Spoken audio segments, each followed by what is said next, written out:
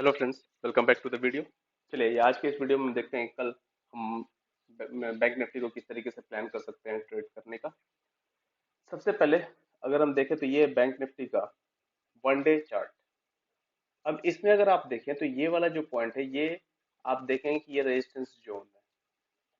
और एक बार हम इसको एनालाइज करने से पहले थोड़ा सा और एक बड़े टाइम फ्रेम पे आ जाते हैं, वीकली टाइम फ्रेम पे। यहाँ आप देखेंगे कि ये एक बहुत ही इंटरेस्टिंग पॉइंट पे अभी बैंक निफ्टी खड़ा है।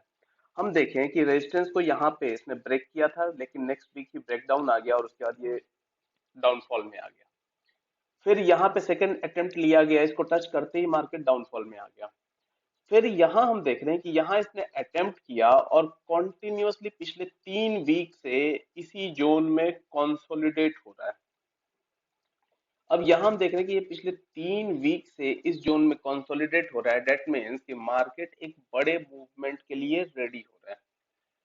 अब यहाँ पे ये सेंस रेजिस्टेंस लेवल पे है, तो हम ये श्योर नहीं कह सकते कि मार्केट अप मूव के लिए ही रेडी हो रहा है। दोनों साइड के लिए हमें प्रिपेयर्ड रहना है। इसलिए मैंने आपको ये वीकली टाइम फ्रेम दिखाया है कि मार्केट अभी या तो मेक या फिर ब्रेक लेवल पे खड़ा है। तो अब यहाँ से हमें ये वाले वीक बहुत ही ज्यादा ध्यान रखना है। बहुत इंपॉर्टेंट वीक होने वाला है बैंक निफ्टी के पॉइंट ऑफ व्यू से। अगर यहाँ से ब्रेकआउट मिलता है तो आपको एक अच्छा अप मूव मिलने वाला है, और अगर यहाँ से ब्रेकडाउन मिलता है तो भी एक बार हम अच्छे डाउनफॉल के लिए भी रेडी हो जाएंगे नेक्स्ट सपोर्ट लेवल तक के लिए। चलिए तो अब आते हैं कि हम जरा छोटे टाइम फ्रेम पे आ जाते हैं, वन डे चार्ट पे। अब वन डे चार्ट पे हम देखें तो यहाँ पे इसमें क्या हुआ था कि ये जो रेजिस्टेंस जोन है उसकी कहानी यहाँ से शुरू होती है। इसको ब्रेकआउट किया, फिर सपोर्ट लेके ऊपर गया, फिर यहाँ ब्रेकडाउन, फिर यहाँ इसको रेजिस्टेंस को टच करते ही मार्केट नीचे आ गया। यहाँ इसको ब्रेकआउट किया वन डे चार्ट पे, सरवाइव नहीं किया, डाउनफॉल आया, फिर सेकेंड अटेम्प्ट हुआ। और उसके बाद हम देख रहे हैं कि यहीं ये काफी टाइम से पिछले कुछ दिनों से कंसोलिडेट हो रहा है। अब यहां से हम अगर देखें तो दोनों पोजीशंस क्रिएट हो सकते हैं। कौन कौन से? या तो मार्केट अप मूव में निकल जाए या फिर मार्केट डाउन मूव के लिए भी रेडी हो जाए। अब हमें क्या करना है, यहाँ अगर हम ध्यान से देखेंगे तो ये वाली जो सबसे पहले मैं इसको डिलीट करता हूँ, रेजिस्टेंस जो पॉइंट है इसको मैं डिलीट करता हूँ। अब आप देखेंगे कि ये वाली जो कैंडल है ये बिल्कुल इसके इनसाइड कैंडल बनी है। तो इनसाइड कैंडल बनी है तो अब इसका अगर ब्रेकआउट आता है तो हम यहीं से इसको ट्रेड कर सकते हैं, या फिर ब्रेकडाउन आता है तो भी हम इसे ट्रेड कर सकते हैं। और ट्रेड का लेवल क्या होगा वो हम अपने छोटे टाइम फ्रेम पे देख लेते हैं। छोटे टाइम फ्रेम पे आएंगे जो कि हमारा ट्रेडिंग टाइम फ्रेम है 10 मिनट पे। तो यहाँ हम देखेंगे कि मार्केट बिल्कुल अभी पिछले दिन तो साइडवेज ही रहा, तो आपको कोई खास ट्रेड मिला नहीं होगा। और मिला भी होगा तो या तो थोड़ा छोटे प्रॉफिट या फिर छोटे लॉस में या कॉस्ट टू कॉस्ट में ही निकले होंगे। अब देखते हैं कि कल हम कैसे प्लान करें। कल हमें क्या करना है, सिंपली जो कल का हाई, सॉरी प्रीवियस डे का जो हाई था, ये वाला जो पॉइंट है, कौन सा पॉइंट है, ये लेवल आ रहा है आपका समवेयर अराउंड 600 के आसपास। तो जैसे ही मार्केट 39,600 को ब्रेक करे तो हम यहाँ पे एंटर करेंगे। हार्डली 70 to 80 पॉइंट्स का आप एसएल देंगे। और जो पहला आपका टारगेट होगा वो करीब होगा, जस्ट अ मिनट, यहाँ से हम एंटर करने वाले हैं 600 के ऊपर। और हमारा जो नेक्स्ट होगा ये वाला सपोर्ट तो काफी, सॉरी, जो रेजिस्टेंस है ये बहुत नजदीक हो जाएगा। ये वाला जो रेजिस्टेंस है ना, इसको हम इजिली टारगेट अचीव कर सकते हैं, 750 वाला लेवल। और अगर ये ब्रेक होता है तो फिर हम डेफिनेटली 40,000 और 40,100 के लिए तैयार हो जाएंगे। सिमिलरली अगर हम नीचे साइड के लिए देखें तो अगर हम यहाँ पे एक ट्रेंड लाइन बनाते हैं, अगर आप यहाँ से एक इस तरीके से ट्रेंड लाइन बनाते हैं तो आप देखेंगे कि मार्केट इसी ट्रेंड लाइन को सपोर्ट लेते हुए ऊपर आ रहा है। यहाँ सपोर्ट लिया, फिर यहाँ, फिर यहाँ, फिर यहाँ, फिर यहाँ। अब अगर ये ब्रेक होता है तो डेफिनेट है कि जो नेक्स्ट सपोर्ट लेवल है, कौन सा, ये वाला जो जोन है, मार्केट इसको एक बार जरूर टेस्ट करेगा। तो यहाँ से अगर ब्रेकडाउन आता है तो हम एक बार 60-70 पॉइंट का एसएल देके और ये एक स्कैल्पिंग टाइप का ट्रेड हम ले सकते हैं 150-200 पॉइंट के, 100-150 पॉइंट के लिए। और अगर ये ब्रेक होता है तो फिर नेक्स्ट लेवल, ये वाला जो जोन है 39,050 वाला जो जोन है, इसको मार्केट टेस्ट करेगा। तो इस तरीके से आप अपने ट्रेड को प्लान कर सकते हैं कल के लिए।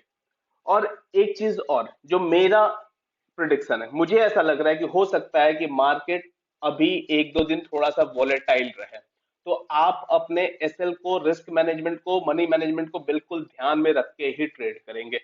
मुझे ऐसा लग रहा है कि इस जोन में मार्केट थोड़ा सा भी टाइम और स्पेंड कर सकता है, वॉलेटिलिटी कर सकता है, तो उसके अकॉर्डिंग आप प्लान करें, ताकि अगर एसएल जाते भी हैं तो हमें कोई खास परेशानी नहीं होनी चाहिए। चलिए अब आते हैं इंट्राडे स्टॉक जो हम कल ट्रेड करने वाले हैं।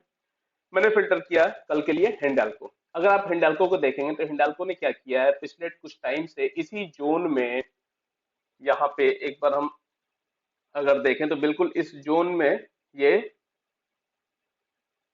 ट्रेड कर रहा था, और अब इस जोन के ये बिल्कुल लोअर रेंज में आ चुका है, बिल्कुल लोअर जोन में आ चुका है, तो यहां से ब्रेकडाउन होने के चांसेस हाई हैं। अब अगर हमें इसे ट्रेड करना हो तो हमारा लेवल क्या होगा, उसे हम छोटे टाइम फ्रेम पे देख लेते हैं। छोटे टाइम फ्रेम पे आते हैं तो हमें क्या करना है, जैसे ही ये वाला जो यही जो स्विंग लो है, ये जो स्विंग लो है, इसके नीचे जब मार्केट निकले, सॉरी हिंडाल्को जब निकले 1414 नहीं, थोड़ा सा हम स्पेस छोड़ देंगे, 1413 या 1412 के आसपास हम प्लान करेंगे इसमें ट्रेड लेने का। और इसके बाद अगर हम टारगेट देखें तो छोटे टाइम फ्रेम पे तो हमें कोई खास टारगेट दिखेगा नहीं, तो हम थोड़ा सा बड़े टाइम फ्रेम पे आ जाते हैं और वहां हम अपने टारगेट को फाइंड आउट करते हैं। तो थोड़ा सा आपको हर्डल मिल सकता है 410 के आसपास, तो 410 आपका पहला टारगेट होगा। लेकिन 410 नहीं, एक काम कीजिए आप, मेरे हिसाब से आप 410 के नीचे ही अपना ट्रेड प्लान करेंगे, और उसके बाद आपको एक बड़ा टारगेट मिलेगा 396 395 के आसपास, लेकिन हम अपना टारगेट 400 रखेंगे। जब आप यहां से 410 के ब्रेक होने पे जब आप ट्रेड लेंगे तो आपको हार्डली 4 से 5 पॉइंट की एसएल देने की जरूरत है, और आप इजिली 400 तक का टारगेट अचीव कर पाएंगे। तो इस तरीके से आप अपने इस ट्रेड को प्लान कर सकते हैं। एक मैंने अभी स्विंग ट्रेड आइडिया भी निकाल के रखा हुआ है करंट इस मंथ के लिए। काफी लोगों की डिमांड थी कि सर एक स्विंग ट्रेड भी प्रोवाइड कीजिए, तो मैंने आज एक स्विंग ट्रेड भी फिल्टर किया हुआ है, जेएसडब्ल्यू स्टील। इसका इसके पीछे मेरे पास 3 रीजन है। दैट मीन्स ये मल्टी कंफर्मेशन ट्रेड होने वाला है अगर एग्जीक्यूट होता है तो। अभी एग्जैक्टली ये एग्जीक्यूट हुआ नहीं है, अभी मैं आपको बस इसके रीजन अभी बता देता हूँ। चलिए सबसे पहले तो हम देखते हैं, एक बार फीबो अप्लाई करते हैं। रिसेंट स्विंग लो से स्विंग हाई का अगर हम फीबो अप्लाई करेंगे तो आप देखेंगे कि मार्केट यहां से जब डाउन आया तो बिल्कुल 38.2% के सपोर्ट को लेकर और मार्केट अप मूव करने की तैयारी कर रहा है। दैट मीन्स कि एक तो हमारे पास है फीबो का सपोर्ट। दूसरा हम देखें तो मार्केट क्या कर रहा है, सॉरी जेएसडब्ल्यू स्टील क्या कर रहा है, इस ट्रेंड लाइन को सपोर्ट लेते हुए, इस ट्रेंड लाइन का रेजिस्टेंस फेस करते हुए अभी तक परफॉर्म कर रहा था। और इसी ट्रेंड लाइन पे अगर हम देखें तो मार्केट एक इनवर्स हेड एंड शोल्डर बना चुका है। अगर हम देखें तो ये इसका लेफ्ट शोल्डर, ये इसका हेड, और ये इसका राइट शोल्डर। अब जब यहां से ये ब्रेकआउट आएगा तो आपको एक अच्छा, बहुत ही अच्छा अप मूव मिलने वाला है। यहां से जब ये ब्रेकआउट करेगा ना, तो आपका जो पहला टारगेट होगा वो दोस्तों होगा करीब ये वाला 735 से 740 का जोन, और वो अगर ब्रेक होता है तो नेक्स्ट आपका टारगेट होगा 765, और वो ब्रेक होता है तो नेक्स्ट आपका होने वाला है 785 के आसपास।